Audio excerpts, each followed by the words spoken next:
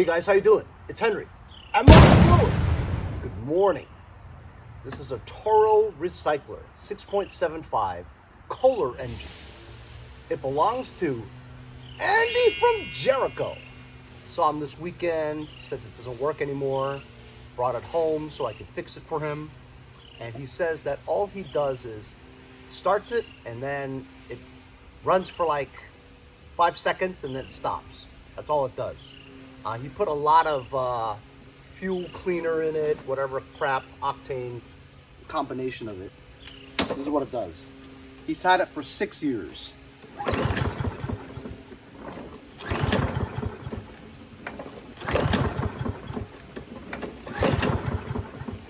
Sometimes it doesn't start at all.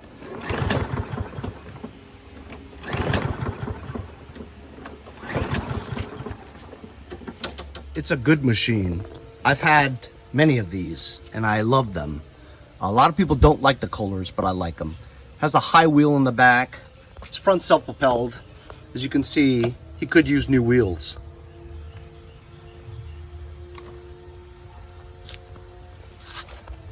Guaranteed to start?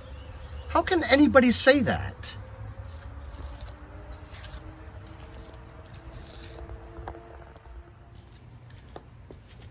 I don't think he's ever done an oil change on it. Ever. Take a look and see how the Earl is. 6 years without an oil change, and it's pretty good. Whipped out my tool cart, a little bit of cardboard so you don't mess up your driveway.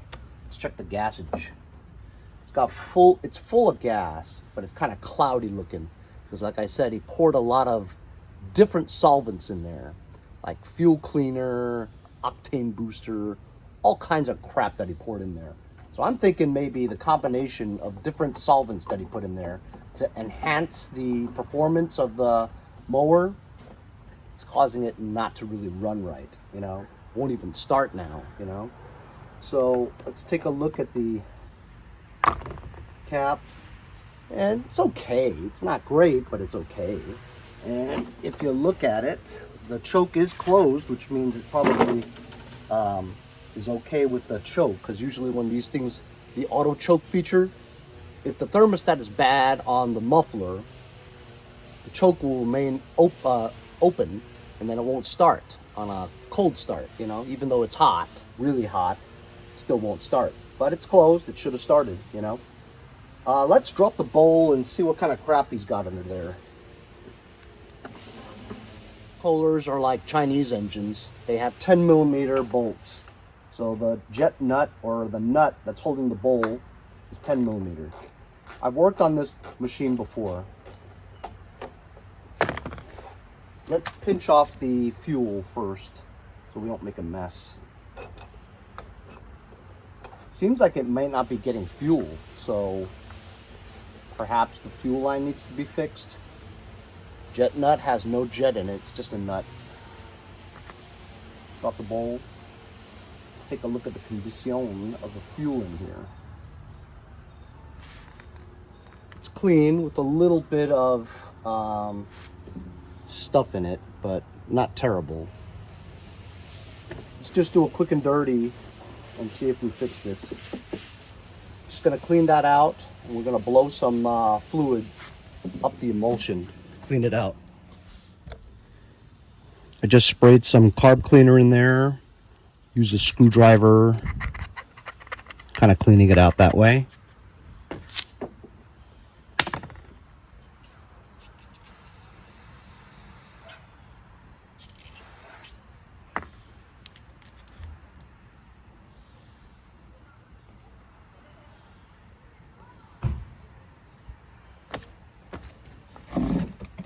I'm going to take this contact cleaner from my friends over at Lucas Oil Products, try to blow it up the emulsion tube. There's not a lot of clearance in here.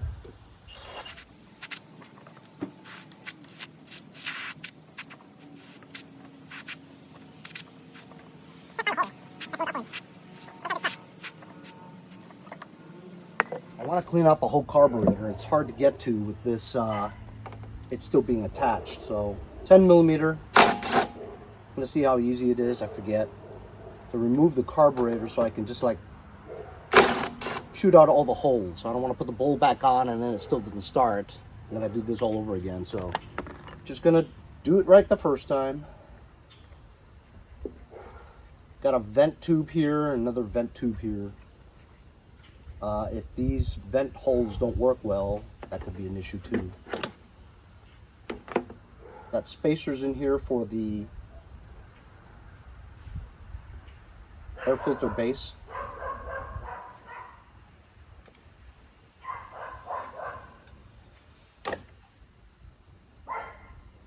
Top throttle linkage with the small wire comes off.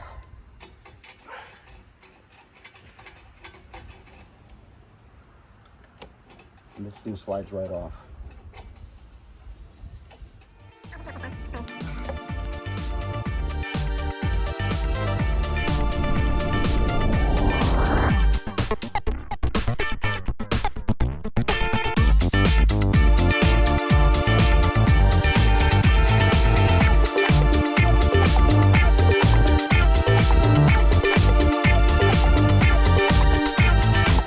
As you saw from time lapse, I took the whole carburetor off.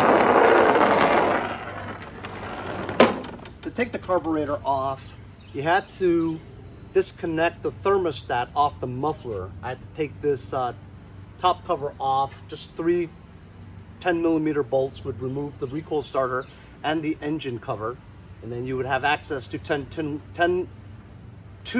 10mm nuts that would allow you to take the thermostat off, and then you would unhook the Z-bend off the linkage, so you'd be able to get the carburetor off. That's the easiest way to do it.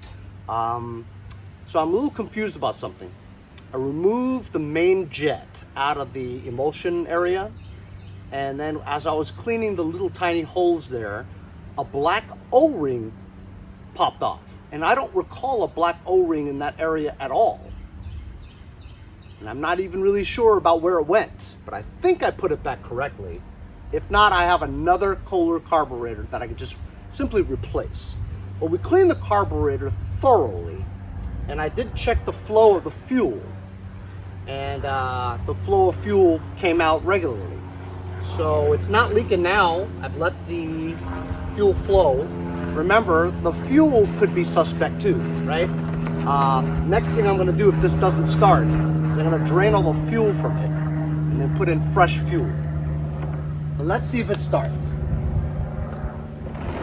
You guys think it'll start? I'm not sure.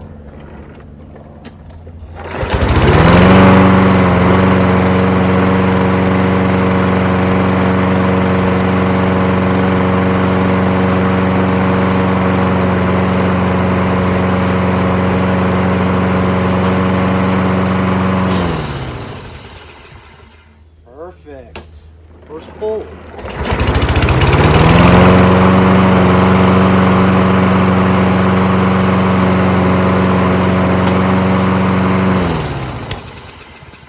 That's all it was. Needed a carburetor clean. Main jet needed to be cleaned out. It did look like it was pretty dirty. So the main jet, those little tiny holes in the main jet. A lot of people forget to do that. Also, I also removed the pilot jet and clean that around the idle screw area. So we're good to go on this. However, now we need to address the front wheels.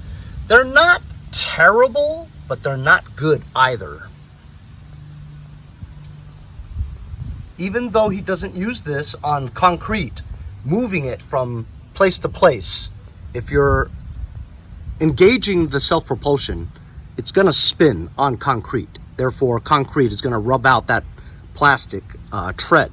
Also, if you touch curbs and stuff, it'll also rub out eventually. Being this is 6 years old, the wheels are in decent shape, but you can tell it could use replacing if you had brand new wheels. But I'm not 100% sure that the new wheels that I have will fit this. There's actually 2 kinds. One where you take the wheel off and the teeth are on the perimeter of the wheel interiorly, metal plastic teeth. And there's another newer kind where there's a ring on the middle part of the hub. I have the kind where the middle one is on the hub. And this is not it. This is the one with the plastic teeth on the outside, not the inside. And we won't be able to replace the wheels on this one. I'll show you the ones that I do have. I got these wheels from my friends over at Fourtry. You guys have seen my review video on my Husqvarna anti-scalp wheel. Those guys, they sent me these. As you can see, these are brand new Toro Recycler wheels. However, it's the kind with the ring on the inside, not the out. I wonder if they would work.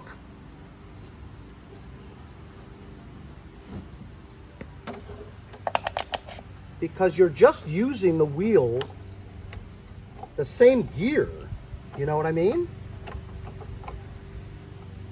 It doesn't look like it. It just doesn't match up. Like the gear on the inner part is way too big.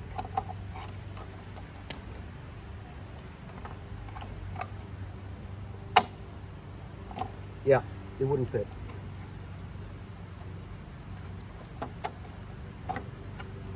I'm gonna run into another model of this Toro Recycler someday and I'll be able to use these new wheels. But thanks for trying. We'll just put this back. Even if this was that model, it's super easy. You take the stud out and you put it back on. And it's a 1/2 inch or 12 millimeter. Pretty easy if you can find the hole. That's it.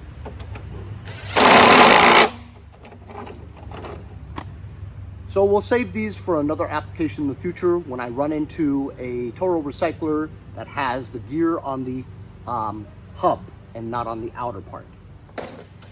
So today we fixed our friend Andy from Jericho's Toro Recycler. All it needed was a carburetor clean.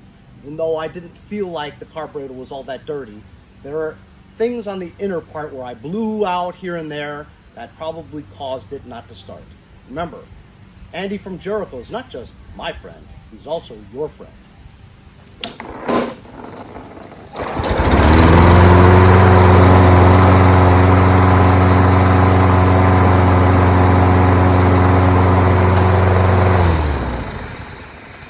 Toro Recycler is a good mower. It's one of my favorites. And I like the Kohler 6.75 engine. I like it. It's a good mower.